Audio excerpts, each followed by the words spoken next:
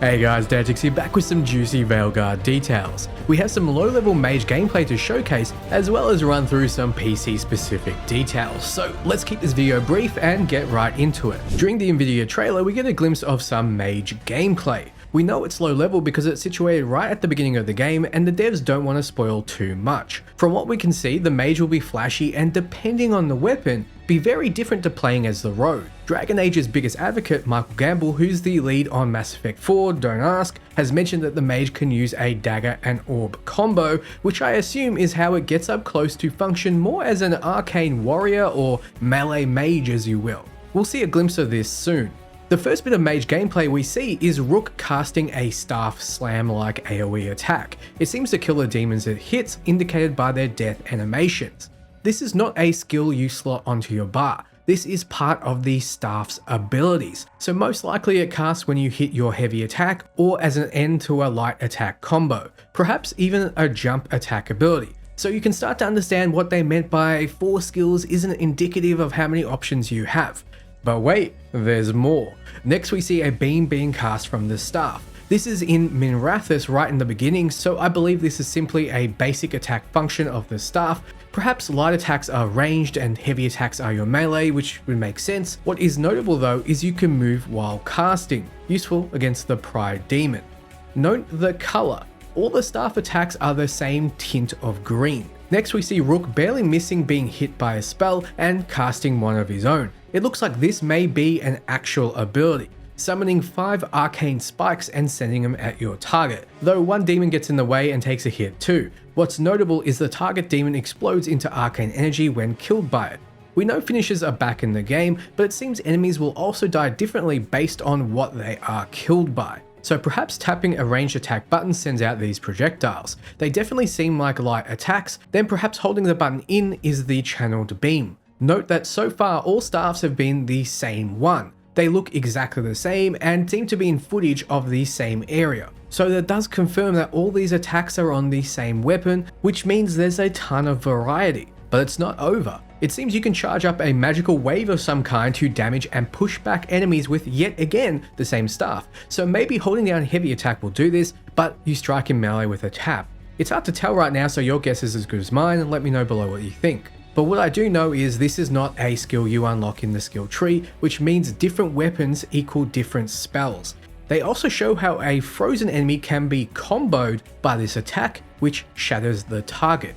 I'm even more confused as I thought I saw everything with his staff, but it has yet another attack. Rook does a fancy twirl and launches off a bigger magical orb to melt the Venatori Mage. Perhaps, like in Inquisition, this is the end of a light combo, or perhaps hitting heavy after a few light attacks gets this off.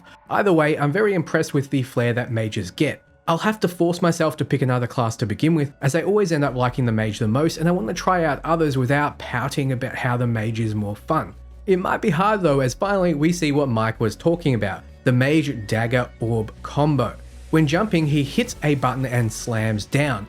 My assumption is the orb seems to give the attack ice-based damage, so perhaps a mage with appropriate elemental orbs and dagger combo will set your team up for, well, combos. We know frost damage freezes targets and certain skills and weapon attacks will shatter them. So that's the end of the Mage gameplay, but we still have more to talk about. Recently, BioWare put out a blog about PC players, so let's take a look. In today's gaming landscape, PC players often feel as though they suffer to suit the whims of console players. Well, on the blog, BioWare have stated, "We wanted to make sure PC is a great place to play our game. Many of us at BioWare are PC players ourselves, and when testing, PCs made up 40% of our platform testing effort, with over 200,000 hours of performance and compatibility testing. Getting the PC experience just right was crucial to us, and we created a dedicated team to focus on PC. We can't wait for you to experience it yourselves." So you can use mouse and keyboard or plug in a controller and customize any way you see fit.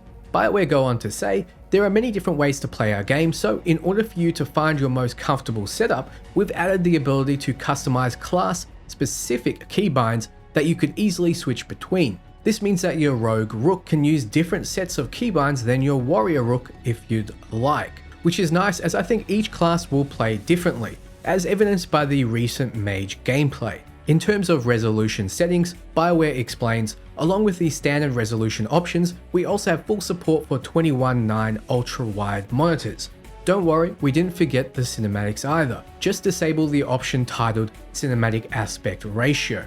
This will remove the enforced black bars so you can watch the cinematics in full ultra widescreen glory. No matter what size monitor you're rocking, you can adjust your field of view with the field of view slider in the settings. There'll be an option for an uncapped frame rate as well. We're also launching with full HDR support. I have an ultra wide monitor that doesn't always get supported, so it's good to see BioWare taking us seriously. We know that Veilguard has full Nvidia support with DLSS and ray tracing. I'll put a list of features up on the screen now. It's interesting that the game has selective ray tracing mode, where ray tracing will only be turned on for specific areas that can take best advantage of it. Veilguard won't be a next level graphical monster, but at least we know it'll look and run well enough to immerse us in the experience, and that's what these games are all about, immersion. We can see in this video that changing settings will give you a preview of the detail that is changing in real time. I can't remember the last game that did this. As you may have heard, the game will be Steam native, meaning no EA app. It'll also be Steam Deck verified from day one, so you'll be able to switch from your handheld PC easily since Steam has your save files on the cloud. So that's everything. What do you think? More or less excited? Let me know below. What class will you be playing day one and on what console? For everything Dragon Age, you're in the right place. Ciao friends.